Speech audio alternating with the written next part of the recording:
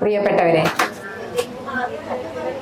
സ്ത്രീകളും സ്ത്രീകളുടെ മാനസിക ആരോഗ്യവും എന്ന വിഷയത്തിലേക്ക് ഏവർക്കും സ്വാഗതം. ഇന്നിവിടെ വനിതാ സംഗമം നടന്നുകൊണ്ടിരിക്കുകയാണ്. അപ്പം നമ്മൾക്ക് സ്ത്രീകളുടെ വിഷയത്തിനാണ് പ്രാധാന്യം കൊടുക്കുന്നത്. സ്ത്രീകളുടെ മാനസികാരോഗ്യം എന്ന് പറയുമ്പോൾ എല്ലാവരും ചിന്തിക്കും ഇതിപ്പോ എന്താ പത്ര പറയാനുള്ളത് എന്ന്. പക്ഷെ ഒരു കുടുംബം എന്ന് പറയുമ്പോൾ അവിടെ ഏറ്റവും പ്രാധാന്യം സ്ത്രീകൾക്കാണ്. സ്ത്രീകളിൽ നിന്നാണ് എല്ലാറ്റിൻ്റെയും തുടക്കം എന്നാണ് എനിക്കിപ്പോൾ പറയാൻ തോന്നുന്നത്, അല്ലേ? ഒരു സ്ത്രീ ഗർഭിണിയാകുന്നത് മുതൽ ഒരു കുഞ്ഞിൻ്റെ എല്ലാ കാര്യങ്ങളും ആ സ്ത്രീയുടെ പൂർണ്ണ ഉത്തരവാദിത്തത്തിലാണ് നടന്നുകൊണ്ടിരിക്കുന്നത്. ഒരു സ്ത്രീയും പുരുഷനും ചേർന്നാൽ മാത്രമേ കുടുംബം ഉണ്ടാവുള്ളൂ, അത് സത്യം തന്നെയാണ്. എന്നാലും കൂടുതൽ പ്രാധാന്യം അവിടെ സ്ത്രീകൾക്ക് തന്നെയാണ്. അപ്പോൾ ഈ 9 മാസം നമ്മൾ ഗർഭിണിയാകുമ്പോൾ ആ കുഞ്ഞിന് വേണ്ടുന്ന എല്ലാ കാര്യങ്ങളും ഒരു സ്ത്രീയാണ് ഭക്ഷണത്തിലൂടെയും മാനസിക ആരോഗ്യത്തിലൂടെയും കുഞ്ഞിന് കൊടുക്കുന്നത്. നമ്മുടെ മനസ്സ് നന്നായിരുന്നാലേ കുഞ്ഞുങ്ങളുടെ മനസ്സും അവരുടെ വളർച്ചയും നന്നാവുള്ളൂ എന്നാണ് നമ്മളെ പഠിപ്പിച്ചിരിക്കുന്നത്. അല്ലാണ്ട് വെറുതെ ഒരു ഗർഭിണിയായിരുന്ന പോരാ. അതിൽ കുറച്ചെന്തെങ്കിലും ഭക്ഷണം കഴിച്ചു, കുറെ വാരി വലിച്ച് പണിയെടുത്തു, ജോലിക്ക് പോയി, അത് ഇത് അങ്ങനെയല്ല. ഇപ്പൊ അതിന്നൊക്കെ ഒരുപാട് വ്യത്യാസങ്ങൾ വന്നു. ഗർഭിണിയാകുമ്പോഴേക്കും തന്നെ പാട്ട് കേൾക്കുക, ഡാൻസ് ചെയ്യുക, അങ്ങനെ എല്ലാവരും മാറ്റങ്ങൾ വന്നിട്ടുണ്ട്. എന്നാലും മനസ്സിനെ നമ്മളിപ്പോൾ വളരെയധികം ശ്രദ്ധിക്കുന്ന കാലഘട്ടമായി മാറിയിട്ടുണ്ട്, മുമ്പത്തെ അല്ല. അപ്പൊ ആ കുഞ്ഞിന്റെ വളർച്ചയ്ക്ക് ഏറ്റവും കൂടുതൽ ശ്രദ്ധിക്കുന്ന ആ സ്ത്രീ എന്ന് പറഞ്ഞാൽ എന്താണ്? സ്ത്രീയാണ് ശക്തി. നമ്മൾ തന്നെയാണ് നമ്മുടെ കുടുംബത്തിന്റെ പ്രധാന നെടും തൂണെന്ന് പറയാം. അപ്പൊ ഒരു സ്ത്രീക്ക് ശക്തി കൊടുക്കേണ്ടത് ഒരു ശരീരം മാത്രമല്ല, മനസ്സും കൂടിയാണ്. അപ്പൊ മനസ്സിനെ നമ്മൾ എന്ത് ചെയ്യണം? മനസ്സിനെ നമ്മൾ സ്ട്രോങ് ആക്കണം. എന്ത് പ്രശ്നങ്ങൾ വന്നാലും അതിനെ തരണം ചെയ്യണമെങ്കിൽ നമ്മുടെ മനസ്സ് അതിശക്തമായിട്ട് പ്രതികരിക്കണം. ഒരു കുടുംബത്തിൽ ഒരച്ഛൻ, അമ്മ, അതേപോലെ ഭർത്താവ്, മക്കള് ആരുണ്ടെങ്കിലും ഇവരുടെ അടുത്തുനിന്നെല്ലാം എന്തൊക്കെ പ്രശ്നങ്ങൾ വന്നാലും ഒരു സ്ത്രീ പൂർണ്ണമായും പ്ലാനിങ്ങിലാണ് ജീവിക്കുന്നത്. ഈ പ്ലാനിങ് എന്ന് പറഞ്ഞാൽ എന്താണ്? നമ്മൾ ഇന്നിപ്പോ രാത്രി ഭക്ഷണം കഴിച്ച് കിടക്കുമ്പോൾ നാളെ രാവിലത്തെ ബ്രേക്ക്ഫാസ്റ്റ് മുതൽ രാത്രി കടക്കുന്നത് വരെയുള്ള പ്ലാനിങ് അവിടെ കഴിഞ്ഞാലേ നമുക്ക് സുഖമായിട്ട് ഉറക്കം കിട്ടുള്ളൂ. അതിൻ്റെ ഇടയിൽ ബ്രേക്ക്ഫാസ്റ്റിന് മാവില്ല, വീട്ടിൽ റവ ഇല്ല, അല്ലെങ്കിൽ പുട്ടുപൊടി ഇല്ല, നമ്മൾ എന്ത് ചെയ്യും? ടെൻഷനായി. പിന്നെ നമുക്ക് ഉറങ്ങാൻ പറ്റുമോ? നമുക്ക് ഉറങ്ങാൻ പറ്റില്ല. അപ്പൊ എന്താണ്? ഒരു സ്ത്രീ പൂർണ്ണമായിട്ടും പ്ലാനിങ്ങിന് വിധേയമാണ്. അപ്പൊ ഇത് രാത്രി ചിന്തിച്ചാ പോരാ. അപ്പൊ നമ്മൾ രാവിലെ ചിന്തിക്കണം, നാളത്തേക്കില്ല. രാവിലെ അരി വെള്ളത്തിലിട്ടാലേ വൈകുന്നേരം അരച്ചിട്ട് നമുക്ക് പിറ്റേ ദിവസത്തേക്ക് ദോശ അല്ലെങ്കിൽ ഇഡ്ഡലി ഉണ്ടാക്കാൻ പറ്റുള്ളൂ. ഇല്ലെങ്കിൽ അതിന് അടുത്തത് എന്താന്ന് നമ്മൾ ആലോചിക്കണം. നമുക്ക് ചിലപ്പോൾ പുറത്തു പോകേണ്ടി വരും. മനസ്സ് മുഴുവൻ ഈശ്വരൻ നാളെ രാവിലേക്ക് മാവില്ലല്ലോ, ദൈവം വേണ്ടി എന്താ ചെയ്യുക? അപ്പൊ വേഗം പാത്രങ്ങൾ തുറന്നു നോക്കേ, പുട്ടുപൊടി ഉണ്ടോ? എന്നാ പുട്ടുണ്ടാക്കാം. അപ്പൊ പുട്ടുണ്ടാക്കിയാൽ മതിയോ? പോരാ. അപ്പൊ അതിനുള്ള കറി വേണം. ഹസ്ബൻഡിന് ഇഷ്ടം കടലക്കറി, മക്കൾക്ക് ഇഷ്ടം ചെറുപയറ് കറി. എന്ത് ചെയ്യും? അപ്പൊ ഇങ്ങനെയുള്ള കാര്യങ്ങളെല്ലാം വരുമ്പോ ഒരു സ്ത്രീക്ക് വിഷമിക്കാൻ പാടില്ല. കാരണം ആ ഒരു സ്ത്രീയുടെ മൂഡ് അവിടെ മാറിപ്പോയാൽ അത് ആ കുടുംബത്തിനെ മൊത്തം ബാധിക്കും. അവര് കടലക്കറി ചോദിക്കുമ്പോൾ കടലക്കറി വിളമ്പിയിട്ടില്ലെങ്കിൽ ആ ദേഷ്യം മുഴുവൻ ഓഫീസിൽ ചെന്ന് തീർക്കും. വീട്ടിലത്തെ നെഗറ്റീവ് എനർജി പോയിട്ട് ഓഫീസിലെത്തും. പിന്നെ ഓഫീസ് മൊത്തം ആ ദേഷ്യം, ഭാര്യയോടുള്ള ദേഷ്യം കൂടി അവിടെ. അപ്പൊ ഒരു സ്ത്രീ എന്തൊക്കെ ആലോചിക്കണം? കാരണം ഭർത്താവ് നല്ല രീതിയിൽ ജോലി ചെയ്യണം, കുട്ടികൾ നല്ല രീതിയിൽ സ്കൂളിൽ പോയി അവർക്ക് ശ്രദ്ധ കിട്ടണം പഠിക്കാൻ. അപ്പൊ കുട്ടികളുടെ ഇഷ്ടം നോക്കണം, ഭർത്താവിന്റെ ഇഷ്ടം നോക്കണം. എന്തൊക്കെ കാര്യങ്ങൾ നമ്മൾ കഴിഞ്ഞിട്ടാണ് നമ്മുടെ സന്തോഷങ്ങൾ. ഇതെല്ലാം ആർക്ക് വേണ്ടിയിട്ടാണ്?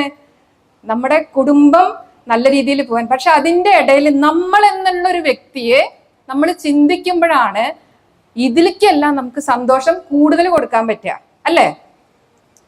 ഇന്നത്തെ കാലഘട്ടത്തിൽ കുറെ സ്ത്രീകൾ പുറത്തേക്ക് വരാൻ തുടങ്ങിയിട്ടുണ്ട്. പക്ഷെ ഞാൻ വളർന്നു വരുന്ന സമയത്തൊന്നും അധികം ആരും അങ്ങനെ പുറത്തേക്ക് വന്നിട്ടില്ല. അച്ഛൻ എന്താ പറയണേ? അതിൻ്റെ അപ്പുറം ഒരു കാല് വെക്കില്ല. ഇന്ന് അകത്തിരുന്നാൽ മതി പറഞ്ഞ അകത്താണ്, പുറത്തേക്ക് പോവില്ല, നാലാളുടെ ഇടയിൽ പുറത്തിറങ്ങില്ല. പക്ഷെ ഇപ്പൊ അങ്ങനല്ല. എല്ലാവരുടെയും ഉള്ളിൽ ആഗ്രഹങ്ങളുണ്ട്. ഈ ആഗ്രഹങ്ങളെല്ലാം നമ്മൾ വിഷ്വലൈസ് ചെയ്യാൻ തുടങ്ങുമ്പോൾ നമ്മളിൽ മാറ്റങ്ങൾ ഉണ്ടാവും. അത് എൻ്റെ ജീവിതാനുഭവത്തിൽ നിന്നാണ് ഞാൻ പറയണത്. ഒന്നുമല്ലാതിരുന്ന ഞാൻ 36 വയസ്സ് വരെയും ഒന്നുമല്ലാതിരുന്ന ഞാൻ പഠിച്ച പാഠങ്ങളിൽ നിന്നാണ് ഞാൻ ഇന്ന് നിങ്ങളോടെല്ലാം സംസാരിക്കുന്നത്. അതിലെനിക്ക് വിശ്വാസമുണ്ട്. കാരണം പലരും ഇപ്പോഴും അകത്ത് തന്നെയാണ്. അതിൽ നിന്നും നമ്മളെ വിഷ്വലൈസ് ചെയ്യണം. നമ്മൾ ഇന്ന് എവിടെ എത്തണം. ജീവിതത്തിൽ ഞാൻ സത്യം പറഞ്ഞ ഇങ്ങനെ ഒരു മൈക്ക് പിടിച്ച് നിൽക്കുന്നു ഞാൻ വിചാരിച്ചിട്ടില്ല.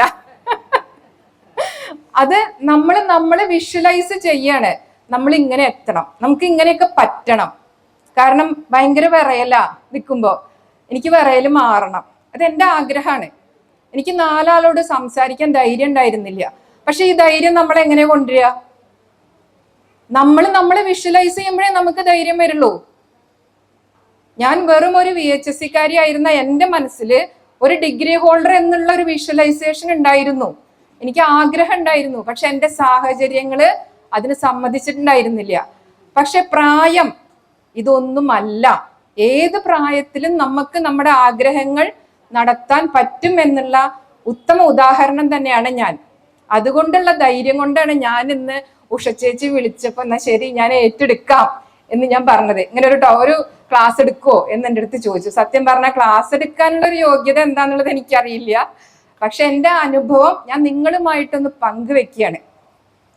ഓരോരോ വ്യക്തികളും ഇന്ന് തന്നെ വീട്ടിൽ ചെന്ന് ചിന്തിക്കുക, ഞാൻ ആരാവണം, ഞാൻ എങ്ങനെ ആവണം. അതിൽ എങ്ങനെ എന്നുള്ളതിന് നമുക്ക് ഉദാഹരണങ്ങളുണ്ട്. കാരണം നമ്മുടേതായിട്ടുള്ള ഒരു ബോഡി ലാംഗ്വേജ് ഉണ്ട്.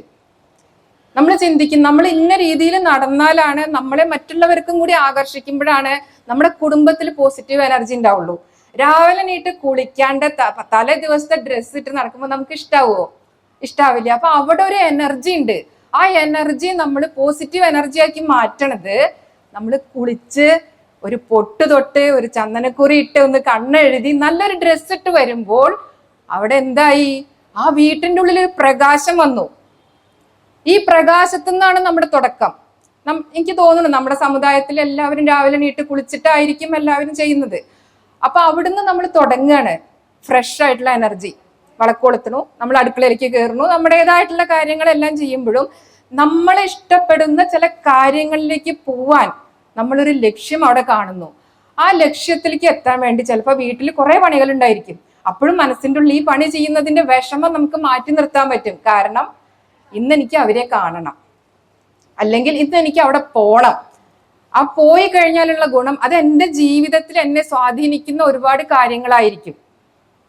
ഇപ്പൊ ഞാൻ രാവിലെ നീട്ടു എനിക്കിന്ന് ഡാൻസ് പ്രാക്ടീസ് ഉണ്ടെന്ന് പറയുമ്പോൾ മനസ്സിൻ്റെ ഉള്ളിൽ നമ്മൾ ചിന്തിക്കുകയാണ്, ഈ പണികളെല്ലാം കഴിഞ്ഞ് അമ്മയ്ക്ക് മരുന്ന് കൊടുത്തു, അമ്മാന്റെ കാര്യങ്ങൾ ചെയ്തു, വീട്ടിൽ ആരെങ്കിലും ആക്കി, എനിക്ക് പോയിട്ട് എൻ്റെ ഇഷ്ടപ്പെട്ട പാട്ട് ഞാൻ കൊടുത്ത് എന്നെ പഠിപ്പിക്കുന്ന ടീച്ചറുടെ അടുത്തേക്ക് പോകുമ്പോൾ എനിക്ക് സന്തോഷമുണ്ട്. കാരണം ഞാൻ വിഷ്വലൈസ് ചെയ്യാണ്. ആ പാട്ട് വെച്ച് ഞാൻ ആ ഡാൻസ് കളിക്കുന്നത് വിഷ്വലൈസ് ചെയ്യുമ്പോൾ എനിക്കതിൽ സന്തോഷമുണ്ട്. അങ്ങനെ ഓരോരുത്തരും സ്വന്തം സന്തോഷങ്ങൾക്കനുസരിച്ച് വീട്ടിലത്തെ കാര്യങ്ങൾ ചെയ്യുമ്പോൾ നമ്മളുടെ മക്കളായാലും നമ്മുടെ ഹസ്ബൻഡ് ആയാലും എല്ലാം ചിന്തിക്കും, അവര് നമ്മുടെ കാര്യം നോക്കിയിട്ടല്ലേ ചെയ്യണം, അപ്പൊ പൊക്കോട്ടെ, കുഴപ്പമില്ല. അവര് വരുമ്പോഴേക്കും എവിടെന്നെങ്കിലും ഓടിക്കതച്ച് വീട്ടിലെത്തിയിട്ടുണ്ടാവും. കാരണം വീട്ടിലെത്തുമ്പോഴേക്കും നമ്മൾക്ക് മനസ്സിന് വിളിച്ചിട്ട് വരുമ്പോഴേക്കും ചായ വേണ്ടി വരില്ലേ? അതാണ് മനസ്സിലേക്ക് തോന്നുക. അപ്പൊ ചായ കൊടുക്കണം, അതല്ലെങ്കിൽ വിശക്കുണ്ടാവോ? എത്താൻ വഴുകുമ്പോ തന്നെ മനസ്സിന്റെ ഉള്ളിൽ ഈശ്വര അവിടെ എത്തിയിട്ട് ഇപ്പൊ എന്തെങ്കിലും തിരയുണ്ടാവും, പാത്രങ്ങൾ തുറക്കുണ്ടാവും, ഇതൊക്കെ നമുക്ക് വരും. പക്ഷെ ഇതിന്നെല്ലാം നമുക്കൊരു സമാധാനം കിട്ടുന്നത് നമ്മൾ അവർക്ക് വേണ്ടിയിട്ടെല്ലാം ചെയ്ത് നമ്മുടെ സന്തോഷം കൂടി കാണുമ്പോൾ നമ്മുടെ ചിരി, നമ്മുടെ സന്തോഷത്തോടു കൂടി നമ്മൾ മറ്റുള്ളവർക്ക് അത് ഷെയർ ചെയ്യാണ്. അതാണ് എനർജി എന്ന് പറയുന്നത്. ഏത് പണി ചെയ്യുകയാണെങ്കിലും ഇപ്പൊ അമ്പലത്തിൽ കഴകാണ്, മാല കെട്ടുകയാണ്, ഈ മാല കെട്ടലും വീട്ടിലത്തെ പണി മാത്രമല്ലാണ്ട് തന്നെ നമുക്ക് നമ്മുടെ സന്തോഷം. ഇപ്പൊ പുഷ്പലത ചേച്ചിയൊക്കെ ഭയങ്കര വലിയ ഉദാഹരണമാണ്. എന്തൊക്കെ കാര്യങ്ങൾ കഴിഞ്ഞിട്ടാണ് ആളിവിടെ എത്തുന്നത്, എന്തൊക്കെ ഉത്തരവാദിത്തങ്ങളുണ്ട്. ഇപ്പൊ കഴകെന്ന് പറയുമ്പോൾ പലതരത്തിലുള്ള മാലകളുണ്ട് ഇല്ലേ? എന്ത് ഭംഗിയായിട്ടാ മാലകൾ. അപ്പൊ നമ്മള് മാല ചാർത്തുന്ന നമ്മള് ചിന്തിക്കും, ഇപ്പൊ ശിവൻ ഒരു മാല ചാർത്താണെങ്കിൽ നമ്മൾ ആദ്യം ഒരു താലിമാല, അതിന്റെ താഴത്ത് നമ്മൾ ആ മഞ്ഞ കളറുള്ള താലിമാല, ഇതിങ്ങനെ വരുമ്പോൾ നമ്മളത് വിഷ്വലൈസ് ചെയ്യാണ്. ഭഗവാന്റെ അലങ്കാരം മുഴുവൻ വിഷ്വലൈസ് ചെയ്യുമ്പോൾ നമുക്ക് ആ മാല നമുക്ക് തന്നെ കെട്ടി ആ രൂപത്തിൽ നമ്മൾ എത്തുകയാണ്. അത് അതൊക്കെയാണ് നമ്മുടെ ജീവിതത്തിലെ ഏറ്റവും വലിയ പാഠങ്ങള്. നമ്മൾ എന്തെങ്കിലും ചെയ്യാന്നുള്ളതല്ല, ചെയ്യുന്നതിൽ എന്താണ് നമ്മൾ ചെയ്യുന്നത് എന്ന് നമ്മൾ അറിഞ്ഞു ചെയ്യുക. ഒരു കുടുംബത്തിലെ പ്രാരാബ്ദങ്ങളുടെ ഇടയിൽ നമ്മൾ ചെയ്യുന്നത് എന്തിനു വേണ്ടിയാണ്? നമ്മളൊരു ഗ്ലാസ് വെള്ളം ഒരാൾക്ക് കൊടുക്കുകയാണെങ്കിലും അവര് സന്തോഷമായിട്ട് കുടിക്കുമ്പോൾ അത് ചിലപ്പോൾ അമൃതമായിട്ട് മാറുമെന്ന് പറയുന്നത് കേട്ടിട്ടുണ്ട്. ആ സന്തോഷത്തിലൂടെയാണ് നമ്മുടെ എനർജി നമ്മൾ പാസ് ചെയ്യണത്. അപ്പൊ അത് കുടിക്കുമ്പോൾ അവർക്ക് ചിലപ്പോൾ വിശപ്പ് തന്നെ മാറും, സന്തോഷമാവും. അതേപോലെ തന്നെ എല്ലാ കാര്യങ്ങളും നമ്മൾ മാനസിക ആരോഗ്യം വർദ്ധിപ്പിക്കാൻ വേണ്ടി എന്ത് ചെയ്യണം? പുറത്തേക്കൊന്നും പോണ്ട. പലരും പറയും നമുക്കൊരു സൈക്കോളജിസ്റ്റിനെ കാണിക്കാം. ചില കുട്ടികൾ മൂഡ് ഔട്ട് ആയിട്ടിരിക്കുമ്പോൾ വിചാരിക്കും എന്തോ ഈ കുട്ടിക്ക് പറ്റിയിട്ടുണ്ട്. ആ കുട്ടിക്ക് പറ്റിയത് എന്താണെന്ന് തുറന്നു പറയാനുള്ള ഒരു സ്വാതന്ത്ര്യം അമ്മയും അച്ഛനും കുട്ടിക്ക് കൊടുത്താൽ ആദ്യം മുതലേ കുട്ടിയുടെ മുഖഭാവം മാറുമ്പോൾ നമ്മൾ അടുത്ത് ചെന്നിരുന്ന് കുട്ടിയോട് സംസാരിക്കുക. നമ്മുടെ കാര്യങ്ങൾ നമ്മൾ ഷെയർ ചെയ്യുക. ഇങ്ങനെയാണ് കാര്യങ്ങൾ, അതുകൊണ്ട് നിങ്ങൾ നിങ്ങളുടെ കാര്യങ്ങൾ നമ്മളോട് പറയണം. സ്കൂളിൽ പോയി എന്തൊക്കെ ഉണ്ട് ഏതൊക്കെയാണെന്ന് സംസാരിക്കുന്ന സമയത്ത് ആ കുട്ടി മൂഡ് ഔട്ടായിട്ടിരിക്കുമ്പോൾ നമുക്ക് തോന്നണം എന്താ പ്രശ്നം. നമ്മളൊപ്പം ഇരുന്ന് യാതൊരു തരത്തിലും നിങ്ങൾ പേടിക്കണ്ട, നിങ്ങളുടെ കൂടെ ഞാനുണ്ട്, മക്കളുടെ കൂടെ ഞാനുണ്ട്. എന്ത് വിഷമം വന്നാലും നമ്മളുണ്ട് എന്ന് പറയുമ്പോൾ അവര് സാധാരണഗതിക്ക് അത് നമ്മളോട് ഷെയർ ചെയ്യും. അപ്പൊ നമ്മൾ അതിനുള്ള പരിഹാരം പറയണം. ചീത്ത പറയല്ല വേണ്ടത്. എന്തിനാ അങ്ങനെ ചെയ്തു, അതുകൊണ്ടല്ലേ ഇങ്ങനെ വന്ന, അതല്ല, അത് അങ്ങനെ ചെയ്തു പോയി, ഇനിയിപ്പോ പറഞ്ഞിട്ട് കാര്യമുണ്ടോ? ചെയ്തു കഴിഞ്ഞതിനെ കുറിച്ച് നമ്മൾ വിഷമിപ്പിച്ചിട്ട് കാര്യമില്ല. അപ്പൊ ഇനി അടുത്തത് എന്താ, പ്രതിവിധി എന്താ, അല്ലെങ്കിൽ പരിഹാരം എന്താ എന്നുള്ളത് മാത്രമാണ് നമ്മൾ ചിന്തിക്കേണ്ടത്. എന്ത് പ്രശ്നം വന്നാലും പരിഹാരം ഉണ്ട്. പരിഹാരം ഇല്ലാണ്ട് പ്രശ്നം ഉണ്ടാവില്ലല്ലോ. പ്രശ്നം എന്ന് പറഞ്ഞാൽ ക്വസ്റ്റ്യൻ ആണ്. ക്വസ്റ്റ്യൻ ഉണ്ടോ ആൻസർ ഉണ്ട്. ആൻസർ ഇല്ലാണ്ട് ക്വസ്റ്റ്യൻ ഇല്ല. ഏതൊരു പ്രശ്നത്തിനും നമ്മൾ പരിഹാരം, കുട്ടികൾക്കായാലും കുടുംബത്തിൽ ആർക്കായാലും നമ്മൾ ഒപ്പം നിന്ന് അവരുടെ കൂടെ കൈ പിടിച്ച് കൊണ്ടു നടക്കുമ്പോൾ ആ കുടുംബത്തിൽ ഒരുപാട് വ്യത്യാസങ്ങൾ വരും. എല്ലാവരുടെയും കാര്യത്തിൽ വരും. അതിപ്പോ ഒരു അമ്മ എന്ന നിലയ്ക്കല്ല, ഒരു സഹോദരി എന്ന നിലയ്ക്കാണെങ്കിലും ഒരു മരുമകൾ എന്ന നിലയ്ക്കാണെങ്കിലും നമുക്ക് ചെയ്യാം. സ്ത്രീ എന്ന് പറഞ്ഞാൽ ആരൊക്കെയാണ്? ഒരു മകളാണ്, ഒരു പെങ്ങളാണ്, അമ്മയാണ്, അതേപോലെ മരുമകളാണ്. ഇതുപോലെ നമ്മൾ ചുറ്റുപാടുള്ളവർക്ക് കൂട്ടുകാരാണ്. ചിലവർക്ക് തോന്നും എനിക്ക് എൻ്റെ ഫ്രണ്ടിനെ ഒന്ന് കണ്ടു വെച്ചാൽ മനസ്സൊന്ന് തുറക്കായിരുന്നു. അപ്പൊ നമ്മൾ എന്താണ്, ഓപ്പൺ മൈൻഡിനുള്ള ഒരു സാഹചര്യം, ഒരാൾ പറയുന്നത് കേൾക്കാൻ നമ്മൾ കുറച്ച് സമയം ചെലവാക്കുമ്പോൾ അത് അവരുടെ വിഷമങ്ങൾക്ക് ഒരു ആശ്വാസം കൊടുക്കുകയാണെങ്കിൽ അത് നമുക്ക് നാളെ ഒരു പോസിറ്റീവ് എനർജി ആയിട്ട് മാറും. കാരണം അവരുടെ മാനസികാരോഗ്യം വർദ്ധിക്കും എന്ന് മാത്രമല്ല നമുക്കും അത് നന്നായിട്ട് ഗുണം ചെയ്യും. ഏതൊരു വ്യക്തിയും അങ്ങനെ തന്നെയാണ്. നമ്മൾ പുറത്തേക്ക് പോകുമ്പോൾ എന്താണ്, ആ ഒരു ഫ്രണ്ടിനോട് എല്ലാം പറഞ്ഞിട്ട് സമാധാനം ഉണ്ടാവും. അതല്ലെങ്കിൽ ഈ ചേച്ചിയോട് പറഞ്ഞാൽ എനിക്ക് കുറച്ച് ആശ്വാസം കിട്ടും, ആ ചേച്ചിയോട് ഞാനൊന്ന് പറയട്ടെ. ഇപ്പൊ ഞാൻ ഇവിടെ വന്ന് കയറിയ സമയത്ത് തന്നെ എൻ്റെ അടുത്ത് ഗിരിചേച്ചി വന്ന് സംസാരിച്ചു. ഗിരിചേച്ചി അല്ലേ പേര്? ഗീതയുടെ ആരാ എന്ന് ചോദിച്ചു.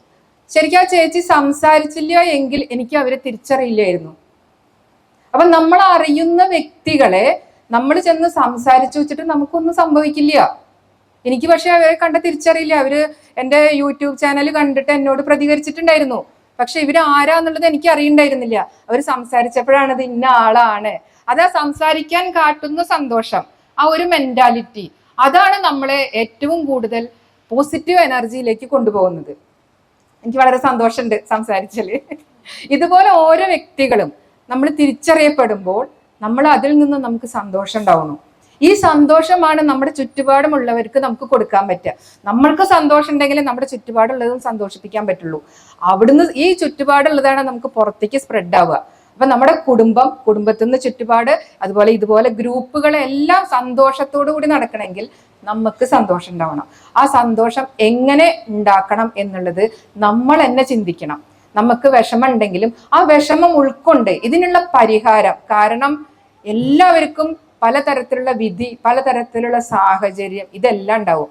പക്ഷെ സ്ത്രീകളെ സംബന്ധിച്ചിടത്തോളം പുരുഷന്മാരെക്കാൾ ഏത് സാഹചര്യത്തിലും ഒത്തിണങ്ങി പോകാൻ പറ്റുന്ന ഒരു കഴിവ് ഭഗവാൻ കൊടുത്തിട്ടുണ്ട് എന്നാണ് എനിക്ക് തോന്നുന്നത്, പുരുഷന്മാരെക്കാൾ. കാരണം നമ്മൾ 10-20 വയസ്സ് കഴിഞ്ഞാൽ വളർത്തിണ്ടാക്കിയിട്ടുള്ള വീടുകളിൽ നിന്നാണ് വേറൊരു കുടുംബത്തിലും വേറൊരു സാഹചര്യത്തിലും ചെന്ന് പെടുന്നത്. അവര് അതുവരെ കണ്ടിട്ടില്ല. അവരുടെ ജീവിത സാഹചര്യം എന്താണെന്നറിയില്ല. അവിടുത്തെ ഭക്ഷണ രീതികളടക്കം വ്യത്യാസമായിരിക്കും. പക്ഷെ നമ്മളത് പഠിച്ചേ പറ്റൂ. അതാണ് നമ്മുടെ സാഹചര്യം. പക്ഷെ നമ്മളത് എത്ര പെട്ടെന്നാണ് പൊരുത്തപ്പെട്ടു പോകുന്നത്, അതെല്ലാവരും ചിന്തിച്ചിട്ടുണ്ടോ? നമ്മൾ പൊരുത്തപ്പെട്ടു പോകുന്നുണ്ട്. അപ്പൊ ഇതുപോലെയാണ് വിഷമങ്ങൾ വരുമ്പോഴും അതെ, ആ വിഷമങ്ങളെയൊക്കെ നമുക്ക് തരണം ചെയ്യാൻ പറ്റുക. തരണം ചെയ്യാൻ പറ്റണില്ല, എനിക്ക് എന്തോ പറ്റണില്ല എന്ന് ഉള്ളിൽ തോന്നിക്കഴിഞ്ഞാൽ അപ്പൊ നമുക്ക് ഏറ്റവും കൂടുതൽ ഇഷ്ടമുള്ള, ഏറ്റവും കൂടുതൽ തുറന്ന് സംസാരിക്കാൻ പറ്റുന്ന ഒരു വ്യക്തിയോട് നമ്മുടെ വിഷമങ്ങൾ തുറന്ന് സംസാരിക്കുക. ചിലപ്പോൾ എല്ലാവരോടും പറയാൻ പറ്റിക്കൊള്ളണമെന്നില്ല ചില വിഷമങ്ങൾ. അപ്പൊ അവരെ വിളിച്ച്, ചിലപ്പോൾ ഡോക്ടർമാരായിരിക്കാം, നമുക്ക് ഇഷ്ടപ്പെട്ട കുറച്ച് ഡോക്ടർമാർ നമ്മുടെ കൂട്ടുകാരായിട്ടുണ്ടാവും. അപ്പൊ അവരുടെ അടുത്ത് ചെന്ന് നമ്മൾ ഷെയർ ചെയ്യുക, ഇങ്ങനെയാണ് എനിക്ക് തീരെ സഹിക്കാൻ പറ്റണില്ല, എന്ത് ഞാൻ ചെയ്യും എന്ന് പറയുമ്പോൾ അവരെന്തെങ്കിലും ആശ്വസിപ്പിക്കും നമ്മളെ, ഇല്ലേ? അപ്പൊ ആ ആശ്വസിപ്പിക്കലിൽ നിന്ന് നമുക്ക് കുറച്ചൊരു റിലീഫ് കിട്ടും ഈ വിഷമത്തിൽ നിന്ന്. അങ്ങനെ നമ്മൾ പല വട്ടമായിട്ട് പോകുമ്പോഴാണ് നമുക്കിത് ഓവർകം ചെയ്യാൻ പറ്റുക. എൻ്റെ ജീവിതത്തിൽ നിന്നും ഞാൻ ഇതെല്ലാം ഒരുപാട് പഠിച്ച വ്യക്തിയാണ്. അപ്പൊ ഞാൻ പറഞ്ഞില്ലേ, എനിക്ക് ഡിഗ്രി വേണം എന്ന് വിചാരിച്ചു, പക്ഷെ അന്നൊന്നും നടന്നില്ല. പക്ഷെ ഒരു സാഹചര്യം വന്നു. ആ സാഹചര്യം വന്നു കഴിഞ്ഞപ്പോൾ എനിക്കൊരു ശനി ഞായറൊക്കെ ഒഴിവ് കിട്ടി, മനസ്സിന് നല്ലൊരു വിഷമമായി. എൻ്റെ അമ്മയൊക്കെ മരിച്ച സമയത്ത് അതിന് ഞാൻ എന്ത് ചെയ്യും? എല്ലാ ശനി ഞായറും അമ്മയുടെ അടുത്തേക്ക് പോയതാ, ഇനിയിപ്പോ ഞാൻ എന്താ ചെയ്യാന്നുള്ളൊരു വിഷമം ഒരു ആളല് വന്നു കഴിഞ്ഞപ്പോ പറയാതിരിക്കാൻ പറ്റില്ല. എൻ്റെ ഹസ്ബൻഡ് പറഞ്ഞു, മുന്നേ പറഞ്ഞതല്ലേ ഡിഗ്രി പോണം എന്നുള്ളത്, അപ്പൊ ഒരു സൺഡേ ക്ലാസ് എടുത്തിട്ട് ഡിഗ്രിക്ക് പോക്കൂടെ എന്നൊരു ക്വസ്റ്റ്യൻ അവിടെ വന്നപ്പോഴാണ് എനിക്ക് ഓർമ്മ വന്നത്. എന്നാ ശരി, അങ്ങനെ നോക്കാം. മരണം എല്ലാവരെയും ബാധിക്കും, വിഷമം ഉണ്ടാവും. അമ്മ മരിച്ചാലും അച്ഛൻ മരിച്ചാലും ഒക്കെ വിഷമം ഉണ്ടാവും. പക്ഷെ നമുക്ക് ജീവിച്ചേ പറ്റൂ. കാരണം നമ്മളെ ആശ്രയിക്കുന്ന ആളുകൾ നമുക്ക് ചുറ്റുമുള്ളപ്പോൾ എന്ത് വിഷമം ഉണ്ടെങ്കിലും നമ്മൾ എങ്ങനെ ആയാലും ഒട്ടുകുത്തിയിട്ടാണെങ്കിലും നമ്മൾ കാര്യം നടത്താൻ ശ്രമിക്കും. കാരണം എന്താ, അവര് നമ്മളെ നോക്കിയിട്ടായിരിക്കണേ. എൻ്റെ കയ്യിൽ നിന്ന് ഒരു പിടി ചോറ് അല്ലെങ്കിൽ ഒരു ഗ്ലാസ് വെള്ളം കിട്ടണം എന്ന് കാത്തിരിക്കുന്ന ആളുകൾ നമ്മുടെ വീട്ടിലുണ്ടെങ്കിൽ, എന്ത് വയ്യായ ഉണ്ടെങ്കിലും നമ്മൾ ഒരു മണിക്കൂറെങ്കിലും അടുക്കളയിൽ ചെന്ന് എന്തെങ്കിലും വെച്ചുണ്ടാക്കി അവർക്ക് കൊടുക്കാൻ നമ്മൾ ശ്രമിക്കും. അതിപ്പോ കുട്ടികൾ സ്കൂളിൽ പോണ കാലത്താണെങ്കിലും ശരി, നമുക്ക് പനി വന്നാൽ നമ്മൾ അവരെ അറിയിക്കില്ല. എങ്ങനെയെങ്കിലും ഒരു പാരസെറ്റമോൾ എടുത്തിട്ട് രാവിലെ ഒരു മണിക്കൂർ കയറി അവരുടെ ലഞ്ച് ബോക്സ് സാധനങ്ങളൊക്കെ റെഡി ആക്കിയിട്ട് നമ്മൾ അവരെ അറിയില്ല പോയി കിടക്കണത്. അവരെ വിട്ടു കഴിഞ്ഞിട്ട് നമ്മൾ പോയി കിടക്കുക. അപ്പൊ നമുക്ക് അതിന് സാധിക്കും. എങ്ങനെ സാധിക്കണേ? നമുക്ക് ലക്ഷ്യബോധം ഉണ്ട് അവിടെ. കാരണം നമ്മളെ ആശ്രയിക്കുന്ന അവരവിടെ ഉള്ളപ്പോ നമുക്ക് ലക്ഷ്യബോധം ഉണ്ട്. അല്ലെങ്കിൽ നമ്മുടെ കുട്ടികളായിക്കോട്ടെ, അവര് ചിന്തിക്കുകയാണ്, ആ അമ്മ നല്ല ഭക്ഷണം ഉണ്ടാക്കി തരുമല്ലോ എന്ന് ചിന്തിക്കുമ്പോൾ നമ്മൾ ഉണ്ടാക്കി കൊടുക്കും. അത് നമ്മുടെ ലക്ഷ്യമാണ്. നമ്മുടെ മക്കൾ നന്നായിട്ട് ഭക്ഷണം കഴിക്കണം, അല്ലെങ്കിൽ നമ്മളെ ആശ്രയിക്കുന്ന പ്രായമായിട്ടുള്ളവരുള്ളപ്പോ നമ്മുടെ ലക്ഷ്യത്തിൽ എത്താൻ വേണ്ടി എന്ത് വയ്യായകകളും മറികടന്ന് നമ്മളത് പ്രവർത്തിക്കും. അത് നമ്മുടെ മനസ്സിന്റെ ഒരു ഗുണാണ്.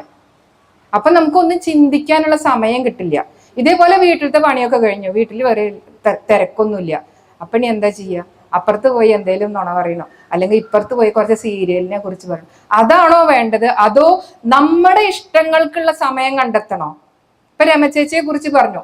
രമചേച്ചി അക്ഷര ശ്ലോകത്തില് നല്ലതാണ്, ആൾക്കും എന്തെങ്കിലുമൊക്കെ ആവാം. പക്ഷെ ആള് അക്ഷര ശ്ലോകത്തിന്റെ പിന്നാലെ പോയി അതിലേക്ക് മാത്രം ശ്രദ്ധ കൊടുക്കുമ്പോൾ ഒരുപാട് മാനസിക ബുദ്ധിമുട്ടുകളും രമചേച്ചിക്ക് ഉണ്ട്. പക്ഷെ അതൊക്കെ ആളെ ഓവർകം ചെയ്യുന്നത് ഈ ഒരു ഗ്രൂപ്പ് ഓഫ് മെമ്പേഴ്സ് ആണ്.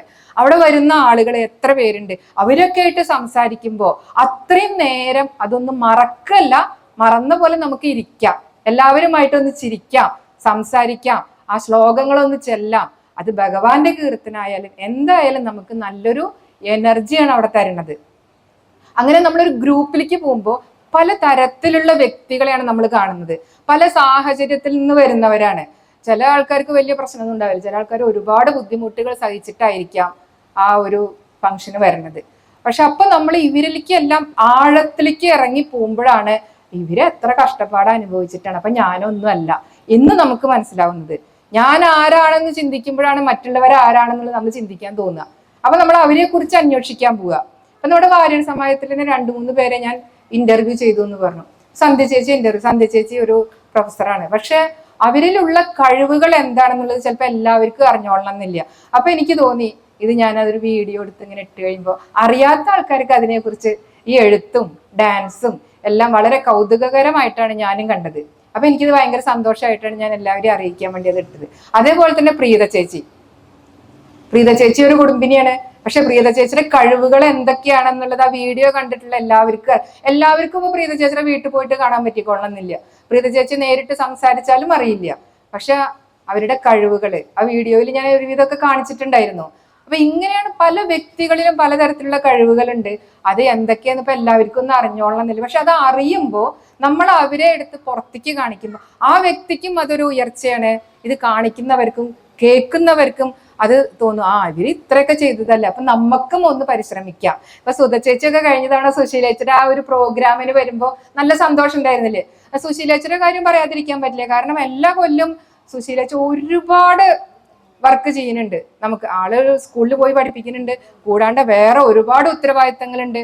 ശരിക്കും വേറൊരാൾക്കൊരു മോഡല് എന്ന് പറയാം, അത്രയും എഫർട്ട് എടുത്തിട്ടാണ് സുശീലേച്ചി വളരെ ചിരിച്ച് എല്ലാവരെയും ആ ഒരു കഥാപാത്രം എന്നുള്ള രീതിയിൽ എത്തിക്കണമെങ്കിൽ ഒരുപാട് എഫർട്ട് ഉണ്ട്.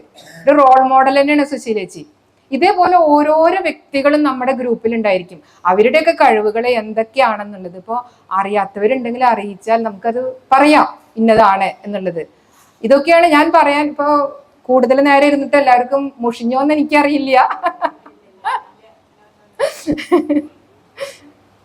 അപ്പൊ ഓരോ വ്യക്തികളിലും ഉണ്ടാകുന്ന മാറ്റങ്ങള്, ഇപ്പൊ ഞാൻ 36 വയസ്സിലുള്ള ഒരു സാധാരണ സ്ത്രീ എന്നുള്ള നിലയ്ക്ക് ഇന്ന് ഞാൻ 50 വയസ്സിൽ ഇവിടെ നിൽക്കുമ്പോൾ എനിക്ക് തോന്നുന്നു ഞാൻ ഒരുപാട് മാറ്റം വന്നിട്ടുണ്ട് എന്നുള്ളത്. അന്നത്തെ എന്റെ ബോഡി ലാംഗ്വേജ് അല്ല ഇന്ന്. അന്ന് എനിക്ക് 4 ആളെ കണ്ടാൽ എനിക്ക് സംസാരിക്കാൻ ധൈര്യമില്ല. അങ്ങനത്തെ ഒരു വ്യക്തിയായിരുന്നു. ഞാൻ പുറത്തേക്ക് ഇറങ്ങില്ല, വീട്ടിന്റെ ഉള്ളിൽ തന്നെ ആയിരുന്നു. ഇവരോട് എങ്ങനെ സംസാരിക്കണം എന്ന് എനിക്കറിയില്ല. അഥവാ എന്തെങ്കിലും പറയണമെന്ന് വെച്ചാൽ വല്ലവരുടെയും ബാക്കിൽ പോയി നിൽക്കും, വേറെ വല്ലവരോടും പറയാം അത് പറഞ്ഞോളൂ, അത്രേ ഉണ്ടായിരുന്നുള്ളൂ. ആ വ്യക്തിയിൽ നിന്ന് എന്റെ മനസ്സിന്റെ ഉള്ളിലേക്ക് 4 ആളോട് വിറയലില്ലാണ്ട് സംസാരിക്കണം എന്നുണ്ടായിരുന്നു. അത് ബികോം എന്നുള്ള ഇതിൽ കൂടെ എനിക്ക് നടന്നിട്ടില്ല, പിന്നെയും മനസ്സിന്റെ ഉള്ളിൽ വന്നു. പക്ഷെ MBA എടുക്കാൻ പോയി കഴിഞ്ഞപ്പോൾ ടീച്ചേഴ്സ് എന്നെ അതിന് ഒരുപാട് സഹായിച്ചു. കാരണം സെമിനാർ പ്രസന്റേഷൻ എന്ന് പറഞ്ഞൊരു സംഭവം അവര് ശരിക്കും ഞങ്ങളുടെ ഭാരതീയറിൽ അതിന്റെ ആവശ്യമൊന്നുമില്ല, പക്ഷെ അവര് പറഞ്ഞു അത് ഉണ്ടെങ്കിലാണ് പേഴ്സണാലിറ്റി ഡെവലപ്മെന്റ് ഉണ്ടാവുള്ളൂ.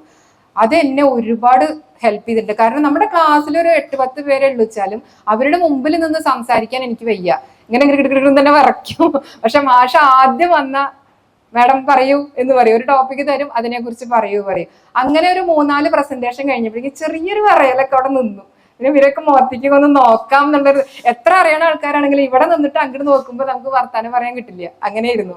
അപ്പൊ അതൊന്നും എനിക്ക് MBA എന്നുള്ളതെന്ന് എനിക്ക് ഒരുപാട് ഗുണം കിട്ടിയത് അങ്ങനെയാണ്. ഒരു ടോപ്പിക്ക് തന്നാൽ അതിനെക്കുറിച്ച് എന്ത് സംസാരിക്കണം എന്നുള്ളത് നമ്മളപ്പോൾ പ്രീ പ്ലാൻഡ് ആയിരിക്കും. അപ്പൊ നമ്മൾ അതിലേക്ക് വേണ്ടിയിട്ട് റിസർച്ച് നടത്തും, എങ്ങനെയാണ് നമ്മളത് അവതരിപ്പിക്കേണ്ടത്. ആ ടോപ്പിക്കിലേക്കുള്ള പോയിന്റുകൾ മാത്രമല്ല ഞാൻ റിസർച്ച് നടത്തിയിരുന്നത്, ഞാൻ എങ്ങനെ നിൽക്കണം, ഞാൻ എങ്ങനെ സംസാരിക്കണം, ഞാൻ സംസാരിക്കുമ്പോൾ അവർ കാണുന്നവർക്ക് അത് ഇഷ്ടാവോ എന്നുള്ളതിനെ കുറിച്ചൊക്കെ ഞാൻ സ്വയം എന്നെ അവിടെ വിഷ്വലൈസ് ചെയ്തിട്ട് ഞാൻ സംസാരിക്കുന്നതായിട്ട് ഞാൻ അവിടെ കാണും. എന്നിട്ട് ഞാൻ ഈ ടോപ്പിക്കിനെ കുറിച്ച് ചിന്തിക്കും. അങ്ങനെയാണ് ഞാൻ ഓരോരോ കാര്യങ്ങളും ഇതാക്കി. ഉഷ ചേച്ചി പറഞ്ഞ സമയത്ത് തന്നെ ശരിക്കും ഈ ഒരു ടോപ്പിക്കിന്റെ ഹെഡിങ് എന്നോട് തന്നെയാണ് പറയാൻ പറഞ്ഞത്. ആ ഹെഡിങ്ങിനെ കുറിച്ച് അന്ന് തുടങ്ങിയ പ്ലാനിങ് ആണ്. ഞാൻ എന്തൊക്കെ പറഞ്ഞാൽ ഒരുപാട് നോട്ട് ചെയ്ത് വെച്ചിട്ടുണ്ട്, പക്ഷെ ആ നോട്ട്സ് ഒന്നല്ല ഞാനിപ്പോ പറയണത്. കാരണം എനിക്ക് കടലാസ് നോക്കിയിട്ടൊന്നും പറയാൻ കിട്ടില്ല. അത് നോക്കി കഴിഞ്ഞാൽ ഈ പറയണതൊന്നും വരില്ല, നമ്മുടെ ഉള്ളിൽ നിന്ന് വരണം. അന്ന് മുതൽ ഞാൻ വിഷ്വലൈസ് ചെയ്യാൻ തുടങ്ങി, ഞാൻ ഒരു മാനസിക ആരോഗ്യത്തെ കുറിച്ച് എങ്ങനെ സംസാരിക്കണം എന്നുള്ളത്. അതുകൊണ്ടായിരിക്കാം ഇന്ന് എനിക്ക് ഇവിടെ നിന്നിട്ട് നിങ്ങളുടെയൊക്കെ ഫേസ് ചെയ്തിട്ട് കുറച്ചെങ്കിലും സംസാരിക്കാൻ പറ്റണത്. ഇത് ഓരോരുത്തരും ഇന്ന് തന്നെ ചിന്തിച്ച് നമുക്ക് എന്ത് വേണം, നമ്മൾ എങ്ങനെ മാറാൻ ചിലപ്പോൾ എല്ലാവർക്കും ഒന്നും വേണ്ടി വരില്ല, എല്ലാവരും നല്ല രീതിയിൽ ഇതാവണ ആൾക്കാരായിരിക്കും. എന്നാലും എന്തെങ്കിലും മാറ്റങ്ങൾ, ഇപ്പൊ നമ്മൾ കുട്ടികളെ കുറിച്ച് ചിന്തിക്കുകയാണെങ്കിലും ശരി, നമ്മുടെ മക്കളെ എവിടെ എത്തണം എന്ന് നമ്മൾ ചിന്തിക്കുമ്പോൾ ചിലപ്പോൾ കുട്ടികളോട് പറഞ്ഞാൽ അവർ കേൾക്കില്ല. നിങ്ങൾ ഇങ്ങനെ പഠിച്ചിട്ട് ഇങ്ങനെ ആവണം എന്നൊന്നും പറഞ്ഞാൽ ചിലപ്പോൾ ഇന്നത്തെ കാലത്ത് കുട്ടികളൊന്നും അത് അനുസരിക്കില്ല. പക്ഷെ നമ്മളവിടെ നമ്മുടെ മക്കൾക്ക് വേണ്ടിയിട്ട് ഒരു വിഷ്വലൈസേഷൻ അവിടെ ക്രിയേറ്റ് ചെയ്താൽ, അതിലേക്ക് നമ്മളൊരു എനർജി പാസ് ചെയ്യാണ് ഡെയിലി, നമ്മളത് വിഷ്വലൈസ് ചെയ്ത് അതിലേക്ക് ഒരു എനർജി കൊടുത്താൽ എനിക്ക് തോന്നുന്നു അത് നടക്കും എന്നുള്ളത്. നമ്മൾ പോലും ചിന്തിക്കാണ്ട് ആ എനർജി എന്ന് പറയുമ്പോൾ നമ്മൾ അവരെ ബ്ലെസ് ചെയ്യാണ്, നമ്മൾ അവരെ അനുഗ്രഹിക്കുകയാണ്. നിങ്ങൾ ഇങ്ങനെ ആവും നമ്മൾ സ്വയം പറഞ്ഞാൽ മതി. ആ ബ്ലെസ്സിങ്സ് നമ്മുടെ കുട്ടികളിലേക്ക് ചെല്ലുമ്പോൾ അത് ഓട്ടോമാറ്റിക്കായിട്ട് അത് പ്രാവർത്തികമാവും. വിഷ്വലൈസേഷൻ എന്ന് പറയുന്നത് വലിയൊരു കാര്യമാണ്. നമ്മുടെ കുടുംബത്തിനെ കുറിച്ച് നമ്മൾ വിഷ്വലൈസ് ചെയ്യുക. നമ്മൾ ഇന്ന് നമ്മുടെ കുടുംബം എങ്ങനെ പോകണം, സമാധാനപരമായിട്ട് പോകണം, ബഹളവും ലഹളയൊന്നും ഇല്ലാണ്ട് നല്ല രീതിയിൽ. എന്ത് ഇത് വരും, പ്രശ്നങ്ങൾ വന്നാലും ശരി, കുടുംബത്തിൽ സമാധാനം വേണം. അത് നമ്മൾ വിഷ്വലൈസ് ചെയ്താൽ നമുക്ക് അതുപോലെ തന്നെ വരുള്ളൂ. പ്രശ്നങ്ങളെ നമുക്ക് നേരിടാം. ആരെങ്കിലും എന്തെങ്കിലും പറഞ്ഞാലും ശരി, അതൊന്നും സാരമില്ലെന്നേ, ഇതൊക്കെ ജീവിതത്തിന്റെ ഒരു ഭാഗമല്ലേ എന്ന് പറയാനുള്ള ഒരു ധൈര്യം നമുക്ക് വരും. എന്ത് നമുക്ക് നേരിടാൻ പറ്റും. അപ്പോൾ വിഷ്വലൈസേഷൻ അവിടെ ഒരു ഇമ്പോർട്ടൻറ്റ് ഫാക്ടർ തന്നെയാണ് നമ്മുടെ കുടുംബത്തിൽ. കുട്ടികൾ പഠിച്ച് 2-3 കുട്ടികൾ ഉണ്ടാവും. അപ്പൊ അവരൊക്കെ ഏതൊക്കെ ലെവലിൽ, ഇപ്പൊ ഇന്ന ഒരു പ്രൊഫഷണൽ എന്ന് പറയുമ്പോൾ ഇന്നൊരു ഇത് മാത്രമല്ല, അവരെ നമ്മൾ കാണുക, നല്ല രീതിയിൽ കണ്ടു കഴിഞ്ഞാൽ അവർ ആ ലെവലിലെത്തും, ഒരു സംശയമില്ല. ഒരു ചീത്ത രീതിയിൽ പോവില്ല. ഇതേപോലെ തന്നെയാണ് കുടുംബത്തിലെ അമ്മയാണെങ്കിലും നമ്മൾ വിചാരിക്കും നമ്മൾ പുറത്ത് പോയി വരണവരെ ടെൻഷൻ അയച്ചാൽ വീഴുവോ എന്ന് വിചാരിച്ചാൽ ചിലപ്പോൾ വീഴും. ഒന്നും വീഴില്ല, ഒരു കുഴപ്പമുണ്ടാവില്ല എന്ന് വിചാരിച്ച് അങ്ങോട്ട് ധൈര്യത്തിൽ ഇറങ്ങിക്കഴിഞ്ഞാൽ ഒരു കുഴപ്പമില്ലാണ്ട് നമ്മൾ തിരിച്ചു വരുമ്പോൾ അവര് സുഖമായിട്ടിരുന്ന് TV കാണുന്നുണ്ടാവും.